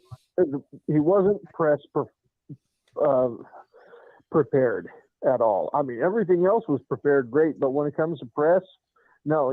I should have known before I got to the venue, like weeks before. Yeah. Yes. This is who you can talk to, and this is who you can't. Yeah, I agree. I think somebody dropped the line on that one, but it also falls on the people that go there. You got to make sure you have your T's crossed and your I's dotted. I mean, but given the fact that I have to clear it with him to talk to my own cousin who I grew up with, I have to clear that with him. That's crossing the line. But remember, he is there as an entertainer. He's not there as your relative. Yeah. So he has to follow the rules on the entertaining docket, not as a friend or a relative. So that's something else he could have done. That's how you got to look at it. Yeah. You can't look at him as a relative. You have to look at him. Hey, he's an entertainer. He's on here under this umbrella. Yeah. And maybe your cousin could have, actually gotten you a pass too through his production manager. Yeah, where the hell was your cousin there? Come on, you should have hooked it. He's totally independent. Then he should have gotten you a pass. That would have helped anyway. Yeah. Yeah. Hey, I gotta go, but I just called in like I said I would. So go back to this other discussion that I'm tired of hearing. Right, I know. I appreciate it, Bad Billy. Thank you. You bet. Bye. All right, so that's Bad Bill. You can hear him on AOW broadcast. He's the host of Outlaw Radio. It airs on rawtalkonlineradio.com every Tuesday and Thursday from 1 to 4. He does his recordings on Saturdays, so we get him the next week. So next Tuesday, you'll hear what he did on Saturday. All right, so let's go. And now we have a lot less time, which I don't feel as pressured anymore, because it's like I can cut this shit off anytime. All right, so what is this? Roe versus Wade or something like that? So I don't know what caused this or what performed the Supreme Court to do anything like this, because this apparently has been in since the mid-70s, and all of a sudden now they decided to overturn it. I don't understand why, who brought it up. Karen looks like she wants to go ahead and rattle off. I kind of want to hear what Karen has to say, because number one, she's a female. At least I think she's a female, but so she can go ahead and probably elaborate this a lot more than I could, or Eric could, for that matter. Well, of course, we all have our own opinions. I don't believe in abortion, but that to me is all beside the point, because I don't believe that had any way in whatsoever. I ask myself why, after all these years that this has been continually fought within Washington, why now? And then it really kind of hit me like a ton of bricks, because the whole purpose of this is women saying, it's my body, my right, my choice. You're right. But what have we been fighting the last 2.5 years? Whose right it is to tell you what you can do to your body. So and that was questioned as well. You want to force vaccines on somebody, but we're allowed to go and have an abortion because it's my body, my choice. So that came up into many discussions over the vaccine. And I really think the timing of this, and our, president can stand up there and act like what a, catastrophe choice and decision this is for the country. There is a complete purpose, in my opinion, behind it being reversed now. Because now there is no more, well, no, we said it's not your body, not your choice with abortion. And just like they didn't want it to be with your vaccine. That's my personal opinion. So it's kind of like, the people that are trying to force the vaccine down our throat, they're kind of being hypocrites in regards to my body and my choice. Exactly. And with this reverse, well, now they're literally telling you that you don't have a choice. Well, unless you live in one of the states that do allow it, because not every state is going on here. It is basically they're taking the right away. However, the state can go ahead and say you can still have an abortion. It's fine, Right. But the states have the authority. Yeah, it's not federally dictated yet. Right. So the state has the ability to say you can't have it or you can have it. And if you live in a state that you can't have it, you can travel to a state that does do it and get it done. That's what, according to what I'm hearing. And we were told by the president today that women have the right to travel, which I thought we already did, but apparently we needed to be told that. So if that's obstructed in any way, he will assist us. You have the right. You can drive. Yes, you can go ahead and drive. Just make sure you don't keep, make sure you have a working car like Karen. Every couple of years she has a working car. Eric, I hate to put you on the spot, but do you have anything to add on here, or do you remain neutral or just step away? You know what? I'm a guy. I've been on both sides of this in terms of being a man. I've had situations where I've had a child that was mine that was aborted. I felt a certain way about it, but under the circumstances, it is left up to the woman. The way that this thing is just so touchy right now, I looked at the map that they had with all of the states that were abolishing abortion. There's only about like 4 states in the District of Columbia as of this moment when this whole thing takes effect that will allow you to do that. But I mean, it's an emotional situation. So let's just say you're down over there in Florida. The closest state where you can go have an abortion is like New Mexico. So that's not right. Yeah, that's not right at all. That you have to. They have the right to travel. You know what? Yep. That was probably one of the most insensitive things that I've heard a politician says. I mean, with all of the things that are going on, you got the right to travel. Freaking gas is like $5 a gallon. You can't just go hop on a plane either because the prices of tickets have went up because of gas. You can't hop on a train. I'm sorry. Go ahead, Karen. No, you just connected the dots. That's why when these things happen, I try to explain that it's not as simple as this one particular situation. It's all connected. They know who can get, and reach these resources and who can't. So they know that it's going to be, unfortunately, the low income who tend to be in the most desperate situations when it comes to pregnancy. And they're not going to have, that option if that's what they were to choose, because it's just not going to be available to them because it's not accessible. Right. And another thing that I want to bring up too is that if you're taking this decision away from the people who it affects the most, when a child is born, and I'm not trying to go pro or against, but here's the thing. Now that's going to put extra stress on your welfare system. It's gonna eat up extra resources, and then at some point, who knows that the illegal abortions that are going to happen, not only is it going to wind up getting that unborn child killed, but now it's going to cause a catastrophic effect to the mother. So there's all sorts of things that are going on at the Supreme Court. I don't know if they really thought this out from the perspective of who it's affecting. They do. You know what? I don't think that they really do, because they're so far up the food chain that a common person has a different perspective on it than somebody who is, quote, interpreting the law. Yeah, you can go ahead and interpret the law and say that it's, constitutional, not constitutional. But when it comes down to it, that's the woman's body. So, like I said, so there was a comment. Philip went ahead and commented, New Mexico from Florida, according to what he has, and he has some good sources there. So he says North Carolina, South Carolina, and Tennessee are all going to go ahead for abortions. And Philip says, "Oh, so abortions for economic irresponsibility." It's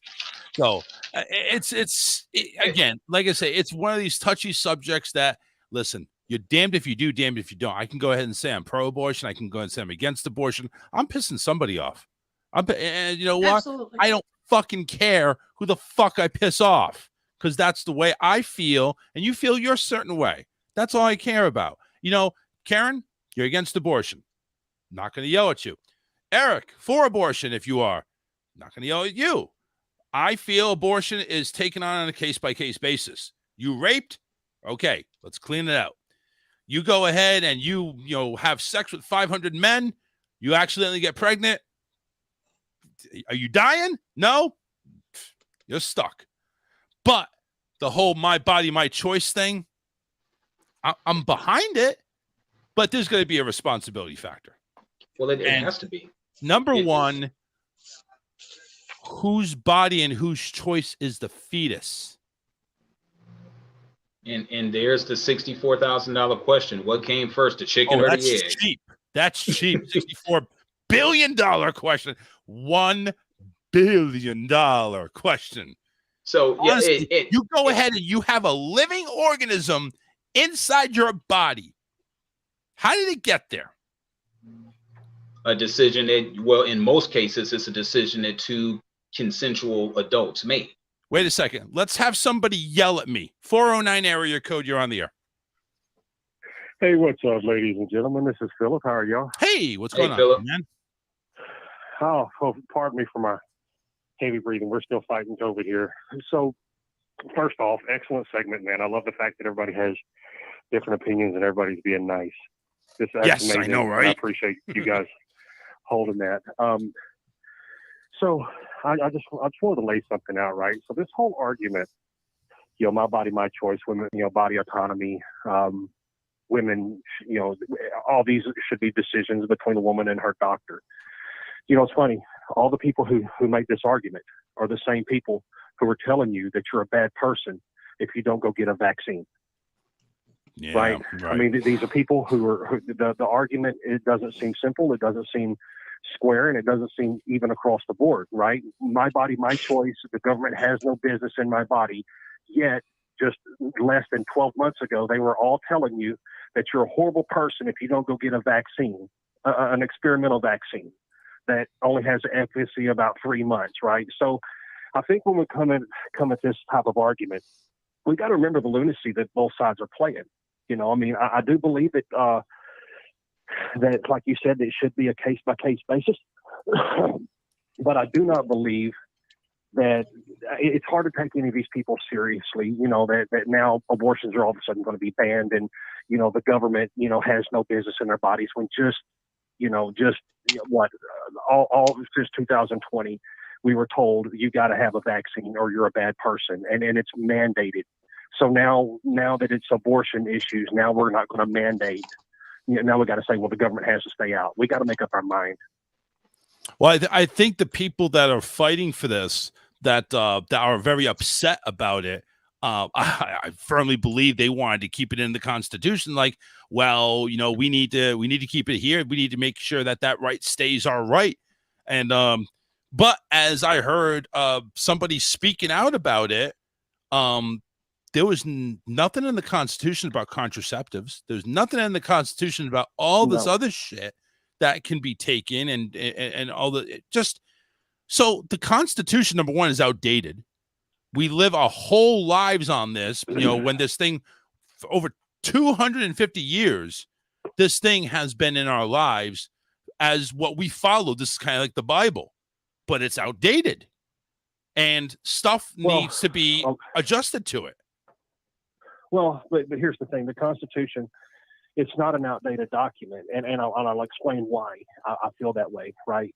The Constitution, the whole purpose of the Constitution is not to grant you your rights; it's to restrict the government from taking your God-given rights to life, liberty, pursuit of happiness. Right. That's kind of the whole, the Bill of Rights. That's where that comes in. And the Constitution doesn't give you your rights; it keeps the government from infringing on your rights. And so, But what happened now? What happened now? Now all of a sudden, the government's infringing on women's rights to choose.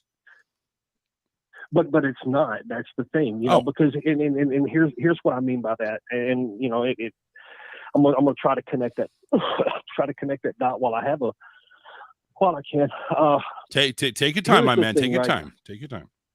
So the government, when the government is coming out there and they're saying, well, you can't do this or you can't do that, and you think about this, they've done it. Our government has done it historically through all marginalized groups. I mean, and we're seeing it really strong in the left, the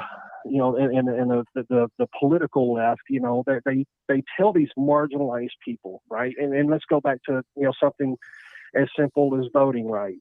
Right. They're saying that black people they don't know how to get a driver's license. They don't know how to access the internet. Women, they need more education. Look, man, I mean, in grade school, I think as all adults, we all learned, we know what makes babies. And, all it takes is a little bit of responsibility. And what we're doing is this notion that the body inside your body is still your body. That's just not true. That is just not true. So, I mean, at what point do we have to take a stand for some of these, for these children, that want that are being born through no fault of their own, mind you. Now, I heard Eric brought up a brilliant point, the economic hardship. And you're absolutely right, sir. But the way I look at it, sir, with everything we do in this life, there is a risk reward. There is a benefit. There's a risk to a benefit to everything we do. And we can't sit there and, hey, you just do whatever you want to. Okay. And hey, if it's just inconvenient for you to get pregnant, if that's the line that we're going to be taking, then these people shouldn't be having unprotected sex. Let's take it back to the responsibility of the person, right? It's not the government's job. It's not the government's job to tell a woman what she can and can't do, but it is the government's job to protect life, liberty, and the pursuit of happiness. Right. And that's kind of my take on it. I could be wrong. I'm not the absolute. Listen, honestly, I think you can be on both sides of the fence and you're wrong at some point in time. I honestly think so. But listen, man. Absolutely. I'm going to get off here. I'll let y'all hit it, but have a great show. Get better, Philip, man. Get better. I mean, sounds like that thing's kicking your ass. It is. Well, guys, God bless you all. Y'all have a great show. All right. Thank you. You too. We'll be praying for your return in health. Yes, absolutely. Absolutely. So, that's going to take us to the end of the show right there. And like I said, I didn't want to harp on this a lot because it is such a touchy subject. You really have to think about, is anybody right? Is anybody right in this? Because if you go ahead and say you're against abortion, then all of a sudden you're insulting females everywhere. About my body. Go ahead, Alyssa. I had a coworker today come up to me and try to start this conversation. Oh. And she's a coworker that I consider a friend. And I have a very differing opinion from her.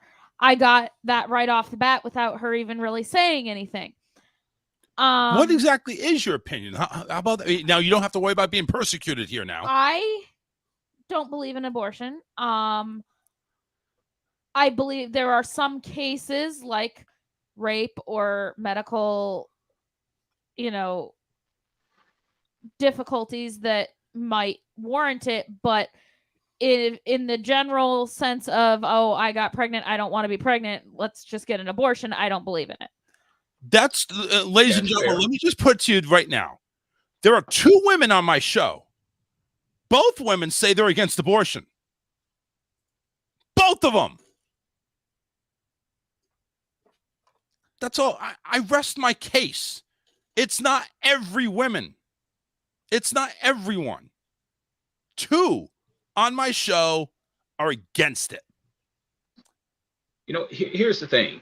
It's been banned on a federal level, but like you pointed out, the states are going to be taking control of this.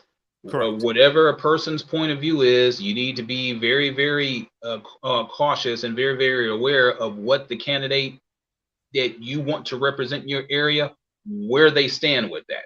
Well, and down here in Florida, I don't know what it is up in Michigan. I think Michigan is one of the states that actually looks like it is going to allow it. But down here in Florida, they're pushing legislation to ban it. Yeah, Michigan's Democratic. But I think they're pushing to ban it down here in Florida. So it's going to be one of the states down here that is not going to allow it, and you're going to have to travel to well, like Philip said, North Carolina, South Carolina, Tennessee, to go ahead and do the close thing, the close hanger, the thing. travel thing. Well, hey, again, road trip. Well, yeah, but here's the thing again. Like you said, there's no right or wrong answer. How a person feels is how a person feels. My thing is, don't complain about something if you're not going to take action. The majority rules. They're going to have to go through the whole legislature thing, put it on the ballot. Don't miss your opportunity to have your voice heard. Saying something after the fact is pointless. I can't stand people who say stuff after the fact. Agreed. It is not going away. There's still going to be states that will allow abortion. You just have to get there. Yep. That's the catch. Yeah. And that is going to end our show. Make sure you visit rawtalkonlineradio.com for all of our great programming. We get you busy Monday through Friday in the morning at 7:30 a.m. Eastern time all the way to 10 with DJ Scotty and the Morning Mayhem 10 to 1. It is the Steve Jarrett Morning Show, and then we have Matt Connerton from 4 to 6 every Monday through Friday, and then our show, of course, along with Philip D. Blackman, Monday, Wednesday, Friday, starting at 6 p.m. all the way to 9. So make sure you go ahead and hit us up. Eric, anything last words that you want to go ahead and say, my friend? Hey, you know what? Stay safe, America. Make sure that you are. Just make sure you're in tune with your area and whatever issues and stuff that you have that's going on in your area. Election time is coming up soon. Just make sure, again, make your voice be heard. Doesn't matter what side it is. Just make sure that you're heard. Absolutely. Karen, any last words there? I just want to say thanks for everybody being able to discuss it without being cruel to each other. It was a very decent conversation. Yes, absolutely. Thank you very much. Karen, have a great weekend, and everybody else, have a great weekend. Don't drink and drive, and if you do, make sure you drive on the shoulder because nobody likes it in the middle of the road. All right, take care, everybody. Bye-bye.